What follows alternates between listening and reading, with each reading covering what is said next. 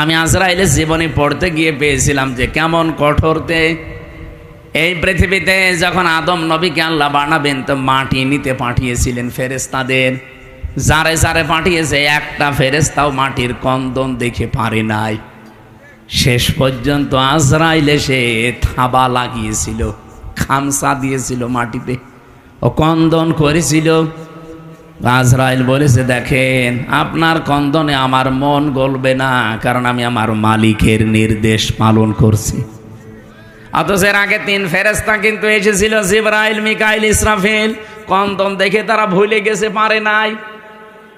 হযরতে আজরাইল যখন এক খামসা দিয়েছেন, তাফসিরে পড়েছি তার এই এক খামসার ভেতরে মাটি ছিল 40 মণ।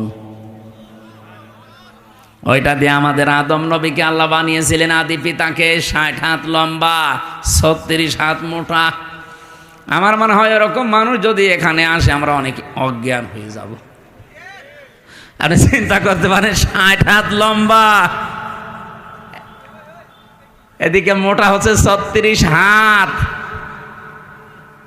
এই রকম কঠিন এবং কঠোর হৃদয়ের একজন ফেরেশতা।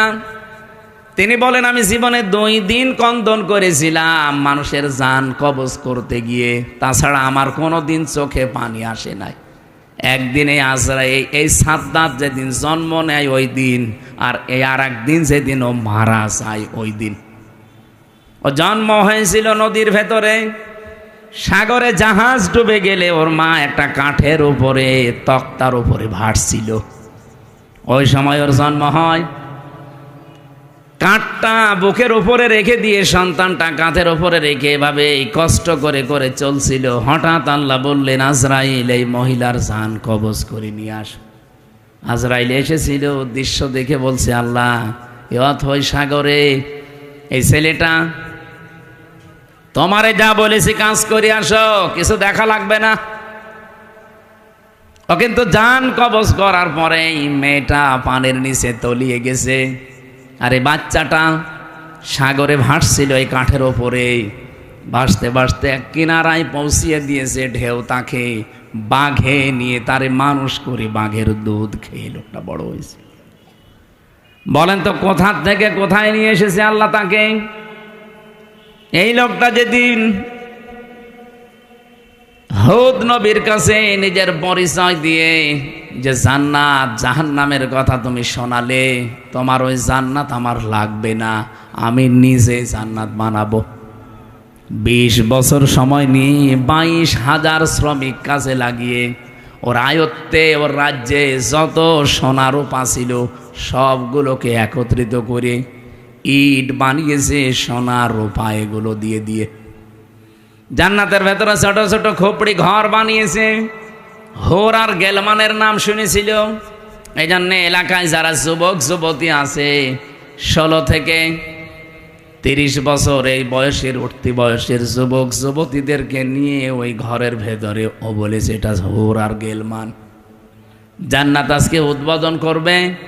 আমি ঘটনা বলার জন্য এখানে একটা শিক্ষা আছে, ভালো করে শুনবেন, কারণ আমাদের জন্য সামনে এটা হাসতে পারে। জান্নাতে যখন মেন গেটে যাবে আজকে উদ্বোধন করার জন্যে, একটা পিপিলিকা যাবার মতো কোনো রাস্তা নেই, এত কড়া পাহারা চলছে। হঠাৎ করে দেখে জান্নাতের মেন গেটে একজন ফকির বেশে লোক বসা। তো দেখেই রেগে গেছে, এখানে ঢুকলে কি করে? ফকির বেশে লোকটা বলছে, বাদশাহ একটু মাথা নিচ করেন ঘোড়ার পিঠ থেকে, আমি একটা কথা আপনাকে শোনাবো। বলে এখন না, পরে তোমার কথা শোনা যাবে, আমি আগে জান্নাত উদ্বোধন করে নেই। হযরতে আজরাইল ছিল ফেরেশতা। অনেক ডাক দিয়ে বলছে, দেখেন আমি একবার যার কাছে আসি জীবনে ডবল আমার আর আশা লাগে না।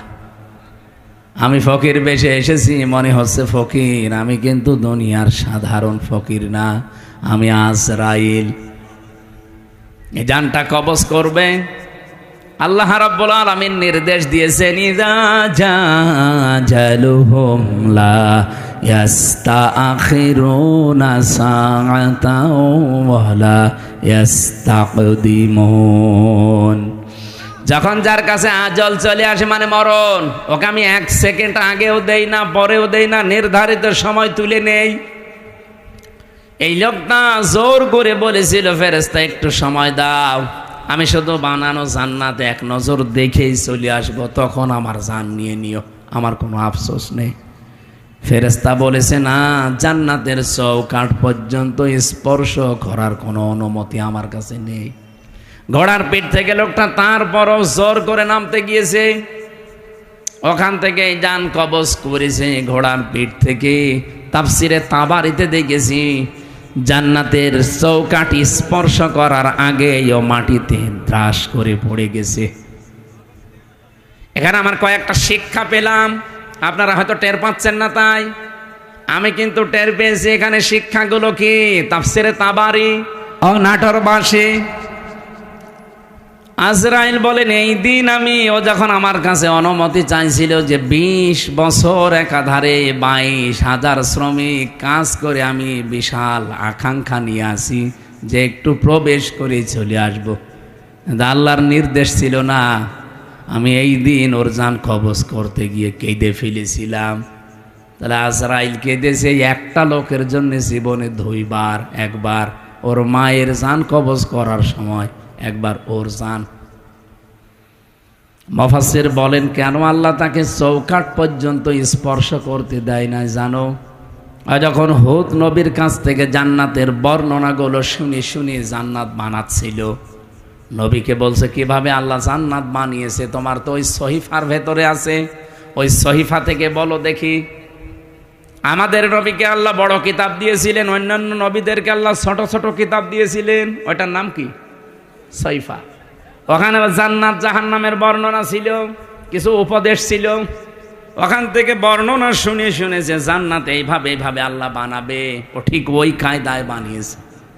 যেহেতু স্বর্ণ রাখবে, রূপা লাগবে, স্বর্ণ এত পাওয়া যাবে কোথায়? যেখানে যা পাওয়া যায় নিয়ে আয়। ওই দেশে একটা বিধবা মেয়ে লোক, মা বাবা নেই, কিছুদিন আগে বিয়ে হয়ে স্বামীটা গেছে মারা। ওর পাইক পিয়াদা যারা আছে, ওরা যে মেয়েটাকে বলছে ওইটা দিয়ে দাও, বাদশার স্বপ্ন পূরণে জান্নাতে কাজে লাগবে। মেয়েটা ওই দিন মাথায় গড়াগড়ি দিয়ে, মাটিতে গড়াগড়ি দিয়ে বলেছিল, এটা নেবেন না, এটা আমার জীবনের শেষ সম্বল, আমার মা বাবা নেই, আমার স্বামীটাও নেই। জোর করে বাদশার এই স্বপ্ন পূরণের জন্য নিয়েছে। ওদিন মেয়েটা মাটিতে গড়াগড়ি দিয়ে এমন কন্দন করে বরদোয়া দিয়েছিল, রব্বুল আলামিন আমার জীবনের শেষ সম্বলটুকু যে কেড়ে নিল, তাকে তুমি তার বানানো জান্নাত উদ্বোধন করা বসবাস করতে দিও না।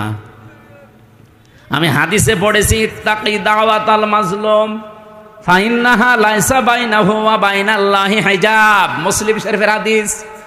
নবীজি বারবার উম্মতদেরকে নিষেধ করে গেছেন, উম্মতেরা আর যাই করো, মাজলুমের বরদোয়া থেকে নিজেকে বাঁচিয়ে রাখবা সব সময়, কারণ মাজলুমের বরদোয়ার আল্লাহর ভেতরে কোনো হেজাব থাকে না। এই মেয়েটা যখন মাটিতে গড়াগড়ি দিয়ে কেঁদে কেঁদে বরদোয়া দিচ্ছিল, আমার আল্লাহ ওই দোয়াটা সঙ্গে সঙ্গে কবুল করে নিয়েছে, কারণ কোনো পর্দা নেই। এই লোকটা যেদিন উদ্বোধন করবে, দেখা তো দূরের কথা, চৌকাঠ পর্যন্ত স্পর্শ করতে পারে নাই ওই মেয়েটার বরদোয়ার কারণে। কি বুঝলেন আপনি এখান থেকে? কত জায়গায় কত অত্যাচার জুলুম করেছিল, কিন্তু এই একটা বিধবা, স্বামীহারা, মা বাপ হারা এতিম মেয়ের শেষ সম্বলটুকু কেড়ে নেওয়ার কারণে আল্লাহর আরশ পর্যন্ত ধাক্কা খেয়েছে। সূরা আম্বিয়ার তাফসীর পড়তে গিয়ে পেয়েছিলাম, হযরত ইব্রাহিম নবীকে আল্লাহ যখন সাহায্য করার জন্য ফেরেশতা পাঠিয়েছিলেন, ওই সময় তিনি আল্লাহর প্রতি এমন ঈমান দেখিয়েছেন, আল্লাহ পাক বলেন, ইব্রাহিম আলাইহিস সালামের জন্য আমি আল্লাহ আগুনকে কুলনা ইয়া নাহারু কুনি বারদাও ওয়া সালামান আলা ইব্রাহিম। কুলনা আমি নিজে বলেছি, এখানে অন্য কাউকে আমি বলতে বলিনি। ইব্রাহিমের ঈমান দেখার পরে আমি আল্লাহ এত বেশি খুশি হয়েছি যে ফেরেশতা জিবরাইলের সাহায্য সে নিতে রাজি না। মিকাইলের সাহায্য নিতে রাজি না। আমি আল্লাহ এত বেশি পছন্দ করলাম তার এই কথাটাকে, শেষ পর্যন্ত বলেছি ঠিক আছে, বল না, আমি নিজে এখানে কর্তা হয়ে গেছি, আমি নিজে কাজ করছি, নিজে আমি ফাইল। ইয়া নারু, হে আগুন, কোনি হয়ে যাও বারদান, ঠান্ডা।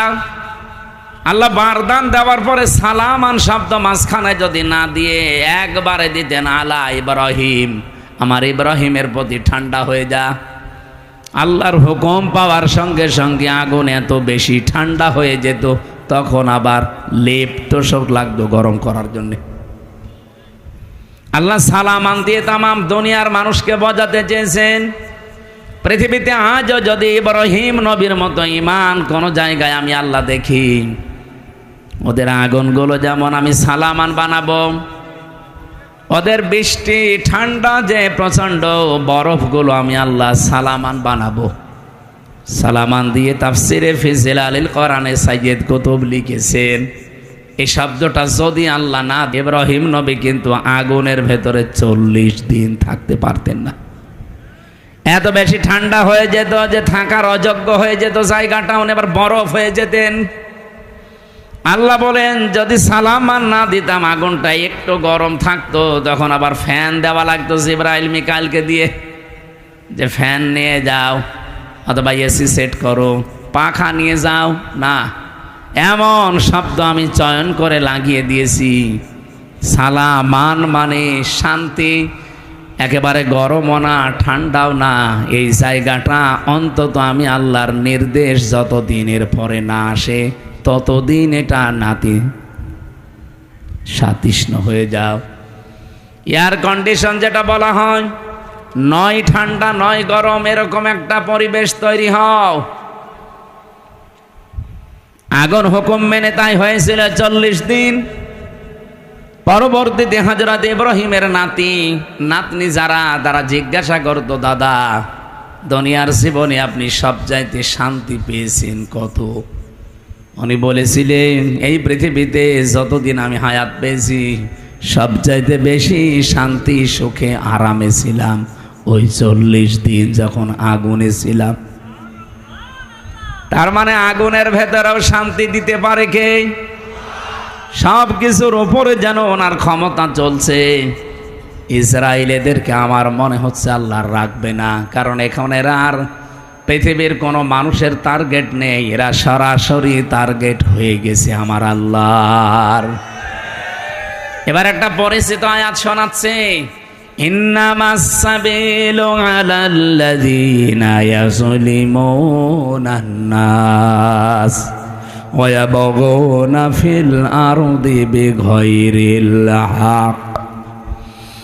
এটা সূরা শুরার 42 নম্বর আয়াতে আছে, 25 নম্বর পারার 6 নম্বর পৃষ্ঠার 13 নম্বর লাইনে পাবেন। আল্লাহ পাক বলেন, আমি আল্লাহ নিজে মামলা দেব, কেস দেব, অভিযোগ দায়ের করব তাদের বিরুদ্ধে, দুনিয়ায় যারা মানুষ হয়ে মানুষের ওপরে জুলুম করে, অত্যাচার করে। নাটোরবাসী একটু খেয়াল করেন আল্লাহর বক্তব্যের দিকে। আল্লাহ কিন্তু ইয়াজলিমুনাল মুসলিমুনা দেননি, যে যারা মুসলমানদের ওপর অত্যাচার করে তারা আমি আল্লাহর টার্গেট, তাদের বিরুদ্ধে মামলা না। ইয়াজলিমুনা নাস, ইয়াজলিমুনা এটা মুজারে, বর্তমান ভবিষ্যৎ, প্রেজেন্ট ফিউচার। নাস মানে মানুষ, নাসের আগে আল্লাহ আলিফ লাম দিয়েছেন। আল্লাহ পাক জানাতে চেয়েছেন, এই পৃথিবীতে একটা মানুষের ওপরও যদি কেউ জুলুম করে, অত্যাচার করে, তার অধিকার নষ্ট করে, আমি আল্লাহ নিজে তার বিরুদ্ধে মামলা দায়ের করব। পুলিশ এসেছে, আপনি যদি আজকে পুলিশের কাজে বাধা দেন, কালকে মামলা হবে, পুলিশ বাদী কেস হবে। কি কথা বলছেন এখানে?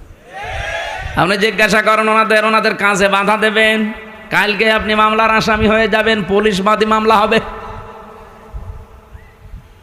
আপনি এখন আল্লাহর কাজে সরাসরি বাধা দিচ্ছেন। তার মানে এই দুনিয়াতে যেই মানুষগুলো মানুষ হয়ে মানুষের ওপরে জুলুম করে, তাদের অধিকার নষ্ট করে, তাদের বেঁচে থাকা কেড়ে নেয়, তারা কিন্তু আর সাধারণ নেই, তারা আল্লাহর মামলার আসামি। দুনিয়াতে পুলিশবাদী কেস হলে পুলিশই বিচার করতে পারে না, বিচারক আলাদা আছে। কথা বলছে না কেন? নাকি ওনারা কেস দিলে ওনারা বিচার করবে? না, জীবনও না। আলাদা আছে, ম্যাজিস্ট্রেট আছে, জজ আছে, বিচারপতি আছে, সেখানে আস্তে আস্তে উঠবে। যদি নাটোরের ম্যাজিস্ট্রেট কোর্টে যায়, এখান থেকে যাবে জজ কোর্টে। এই নাটোর জেলা যদি না হয়, এখান থেকে চলে যাবে হয়তো বিভাগীয় শহরে রাজশাহী। সেখান থেকে যদি না হয়, এখান থেকে চলে যাবে একেবারে রাজধানী ঢাকা হাইকোর্টে। হাইকোর্ট থেকে যদি না হয়, চলে যাবে সুপ্রিম কোর্টে। ওখানে আমার বেঞ্চ আলাদা আছে।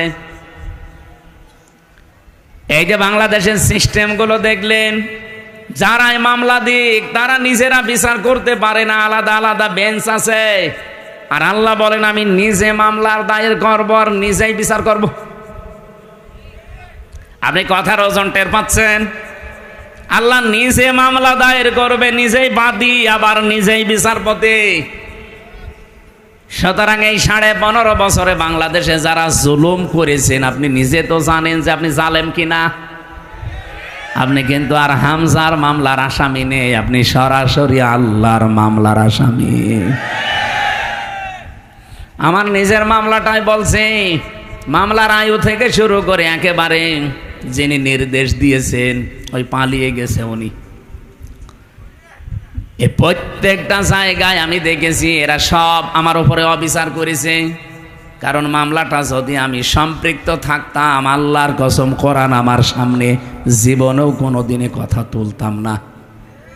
কোরআন আমি মাথায় নিয়ে বলতে পারবো এই মামলা সম্পর্কে আল্লাহর কসম আমি কিচ্ছু জানি না। আনসারুল্লাহ বাংলা টিমের প্রধান নাকি আমি, অথচ ছাতা যে কি আমি আজ পর্যন্ত জানি না। এমনকি মামলার আইও পুলিশ, উনি নিজেও বলতো আমারে যে হুজুর আমিও জানি আপনার কোনো দোষ নেই, করেন কেন? উপরের নির্দেশ। সব এইভাবেই চলছিল। তারপরেও তো আমার মামলার আইও নিজে বিচার করতে পারে নাই। মামলার বিচারপতি আলাদা, ম্যাজিস্ট্রেট যিনি রিমান্ড দেবে তিনি আলাদা, জজ যিনি বিচার করবে তিনিও আলাদা। আর আল্লাহ নিজে বিচার করবেন, আবার নিজেই মামলার বাদী। আপনি পারবেন না বাঁচতে। এই জন্য আমার ভয় হয় আপনাদের নিয়ে, যারা জুলুম করে ফেলেছেন, যার উপরে জুলুম করলেন তার কাছে যে আপনি আগে ক্ষমা চেয়ে নিন। যদি না পান, জীবনও আল্লাহ আপনাকে মাফ করবে না, কারণ এটা আল্লাহর দায়িত্বে নেই। এটা হক্কুল্লাহ না, এটা হক্কুল ইবাদ। হক্কুল্লাহ হলে আল্লাহ মাফ করে দিত। আপনি নামাজ পড়েননি, রোজা রাখেননি, হ্যাঁ এটা আল্লাহর অধিকার। আপনাকে আল্লাহ ইচ্ছা করলে মাফ করে দেবে, ইচ্ছা করলে শাস্তি দেবে, এখানে কারো কোনো প্রশ্ন নেই। কিন্তু আপনি মানুষ হয়ে মানুষের অধিকার নষ্ট করলেন, তাদের বেঁচে থাকার অবলম্বন কেড়ে নিলেন, জীবনও আপনাকে আল্লাহ মাফ করবে না। এটা আল্লাহ তার উপরে দিয়েছে, যার অধিকার আপনি নষ্ট করেছেন। তাফসিরে তাবারির ভেতরে একটা কাহিনী আছে, এটা সত্য মিথ্যা যাচাই করা না, আমি শুধু শিক্ষার জন্য বলছি। দুনিয়াতে যেই মানুষগুলো মানুষ হয়ে মানুষের উপরে জুলুম করে, ওদের জীবনের কোনো আশা আমার আল্লাহ আর পূরণ করেন না। আপনি সরা এটা হুদের ভেতরে পাবেন তাফসিরে। হযরতে হুদ আলাইহিস সালামের জামানায় যেই নবীকে আল্লাহ পাঠিয়েছিলেন, যে জামানায়, ওই জামানায় যে কাফের ছিল, আপনারা নাম সবাই জানেন, সাদ্দাদ। নাম শোনেননি? এই জঘন্যতম লোকটাকে পৃথিবীতে আজরাইল মাত্র 2 দিন কন্দন করেছিল মানুষের জান কবজ করতে গিয়ে। আজরাইলকেই দিয়েছে মাত্র 2 দিন। তাছাড়া আজ পর্যন্ত কারো জান কবজে আজরাইল কাঁদে নাই। আজরাইলের চোখে পানি আসা অত সহজ না। কি আপনি কি যত যাকে তাকে মনে করছেন? নাম শুনলেই বোঝা যাচ্ছে দয়া মায়া নেই। আজরাইল ওলিয়াতাওয়াফাকুম মালাকুল মাউতিল্লাযী ওয়াক্কিলা বিকুম সুম্মা ইলা রাব্বিকুম তুরজাউন। আমি আজরাইলের জীবনী পড়তে গিয়ে পেয়েছিলাম যে কেমন কঠোরতে। এই পৃথিবীতে যখন আদম নবীকে আল্লাহ বানাবেন, তো মাটি নিতে পাঠিয়েছিলেন ফেরেশতাদের। যারে যারে পাঠিয়েছে, একটা ফেরেশতাও মাটির কন্দন দেখে পারে নাই। শেষ পর্যন্ত আজরাইল এসে থাবা লাগিয়েছিল, খামসা দিয়েছিল মাটিতে, ও কন্দন করেছিল। আজরাইল বলেছে, দেখেন আপনার কন্দনে আমার মন গলবে না, কারণ আমি আমার মালিকের নির্দেশ পালন করছি। অথচ এর আগে 3 ফেরেশতা কিন্তু এসেছিল, জিবরাইল, মিকাইল, ইসরাফিল। কন্দন দেখে তারা ভুলে গেছে, পারে নাই। হযরতে আজরাইল যখন এক খামসা দিয়েছেন, তাফসিরে পড়েছি তার এই এক খামসার ভেতরে মাটি ছিল 40 মণ। ওইটা দিয়ে আমাদের আদম নবীকে আল্লাহ বানিয়েছিলেন, আদি পিতাকে। 60 হাত লম্বা, 36 হাত মোটা। আমার মনে হয় এরকম মানুষ যদি এখানে আসে, আমরা অনেক অজ্ঞান হয়ে যাব। আপনি চিন্তা করতে পারেন, 60 হাত লম্বা, এদিকে মোটা হচ্ছে 36 হাত। এই রকম কঠিন এবং কঠোর হৃদয়ের একজন ফেরেশতা। তিনি বলেন, আমি জীবনে 2 দিন কন্দন করেছিলাম মানুষের জান কবজ করতে গিয়ে, তাছাড়া আমার কোনো দিন চোখে পানি আসে নাই। একদিন এই আজরাইল, এই সাদ্দাত যেদিন জন্ম নেয় ওই দিন, আর এই আর একদিন যেদিন ও মারা যায় ওই দিন।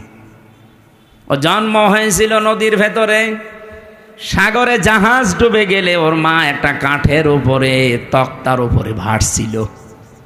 ওই সময় ওর জন্ম হয়। কাঠটা বুকের উপরে রেখে দিয়ে, সন্তানটা কাঁধের উপরে রেখে এভাবে কষ্ট করে করে চলছিল। হঠাৎ আল্লাহ বললেন, আজরাইল, এই মহিলার জান কবজ করে নিয়ে আস। আজরাইল এসেছিল, দৃশ্য দেখে বলছে, আল্লাহ, এ অথই সাগরে এই ছেলেটা, তোমারে যা বলেছি কাজ করে আসো, কিছু দেখা লাগবে না। ও কিন্তু জান কবজ করার পরে মেয়েটা পানির নিচে তলিয়ে গেছে, আর এই বাচ্চাটা সাগরে ভাসছিল এই কাঠের ওপরে। ভাসতে ভাসতে এক কিনারায় পৌঁছিয়ে দিয়েছে ঢেউ তাকে। বাঘে নিয়ে তারে মানুষ করে বাঘের দুধ খেয়ে লোকটা বড় হয়েছে। বলেন তো, কোথা থেকে কোথায় নিয়ে এসেছে আল্লাহ তাকে? এই লোকটা যেদিন হুদ নবীর কাছে নিজের পরিচয় দিয়ে যে জান্নাত জাহান্নামের কথা তুমি শোনালে, তোমার ওই জান্নাত আমার লাগবে না, আমি নিজে জান্নাত বানাবো। 20 বছর সময় নিয়ে 22,000 শ্রমিক কাজে লাগিয়ে ওর আয়ত্তে, ওর রাজ্যে যত সোনা রূপা ছিল সবগুলোকে একত্রিত করে ইট বানিয়েছে, সোনা রূপা এগুলো দিয়ে দিয়ে। জান্নাতের ভেতরে ছোট ছোট খোপড়ি ঘর বানিয়েছে। হোর আর গেলমানের নাম শুনেছিল। এই জন্য এলাকায় যারা যুবক যুবতী আছে, 16 থেকে 30 বছর এই বয়সের, উঠতি বয়সের যুবক যুবতীদেরকে নিয়ে ওই ঘরের ভেতরে ও বলেছে, এটা হোর আর গেলমান। জান্নাত আজকে উদ্বোধন করবে। আমি ঘটনা বলার জন্য এখানে একটা শিক্ষা আছে, ভালো করে শুনবেন, কারণ আমাদের জন্য সামনে এটা হাসতে পারে। জান্নাতে যখন মেন গেটে যাবে আজকে উদ্বোধন করার জন্যে, একটা পিপিলিকা যাবার মতো কোনো রাস্তা নেই, এত কড়া পাহারা চলছে। হঠাৎ করে দেখে জান্নাতের মেন গেটে একজন ফকির বেশে লোক বসা। তো দেখেই রেগে গেছে, এখানে ঢুকলে কি করে? ফকির বেশে লোকটা বলছে, বাদশাহ, একটু মাথা নিচ করেন ঘোড়ার পিঠ থেকে, আমি একটা কথা আপনাকে শোনাবো। বলে, এখন না, পরে তোমার কথা শোনা যাবে, আমি আগে জান্নাত উদ্বোধন করে নেই। হযরতে আজরাইল ছিল ফেরেশতা। অনেক ডাক দিয়ে বলছে, দেখেন, আমি একবার যার কাছে আসি জীবনে ডবল আমার আর আশা লাগে না। আমি ফকির বেশে এসেছি, মনে হচ্ছে ফকির, আমি কিন্তু দুনিয়ার সাধারণ ফকির না, আমি আজরাইল। এই জানটা কবজ করবে। আল্লাহ রাব্বুল আলামিন নির্দেশ দিয়েছেন, ইযা জাজালুহুম লা ইস্তাখিরুনা সাআতাও ওয়া লা ইস্তাকদিমুন। যখন যার কাছে আজল চলে আসে, মানে মরণ, ওকে আমি 1 সেকেন্ড আগেও দেই না, পরেও দেই না, নির্ধারিত সময় তুলে নেই। এই লোকটা জোর করে বলেছিল, ফেরেশতা, একটু সময় দাও, আমি শুধু বানানো জান্নাতে এক নজর দেখেই চলে আসবো, তখন আমার জান নিয়ে নিও, আমার কোনো আফসোস নেই। ফেরেশতা বলেছে, না, জান্নাতের চৌকাঠ পর্যন্ত স্পর্শ করার কোনো অনুমতি আমার কাছে নেই। ঘোড়ার পিঠ থেকে লোকটা তারপরও জোর করে নামতে গিয়েছে, ওখান থেকে যান কবজ করেছে ঘোড়ার পিঠ থেকে। তাফসিরে তাবারিতে দেখেছি জান্নাতের চৌকাঠি স্পর্শ করার আগে ও মাটিতে ত্রাস করে পড়ে গেছে। এখানে আমার কয়েকটা শিক্ষা পেলাম, আপনারা হয়তো টের পাচ্ছেন না, তাই আমি কিন্তু টের পেয়েছি। এখানে শিক্ষাগুলো কি? তাফসিরে তাবারি ও নাটোর বাসী আজরাইল বলেন, এই দিন ও যখন আমার কাছে অনুমতি চাইছিল যে 20 বছর একাধারে 22,000 শ্রমিক কাজ করে, আমি বিশাল আকাঙ্ক্ষা নিয়ে আসি যে একটু প্রবেশ করে চলে আসবো।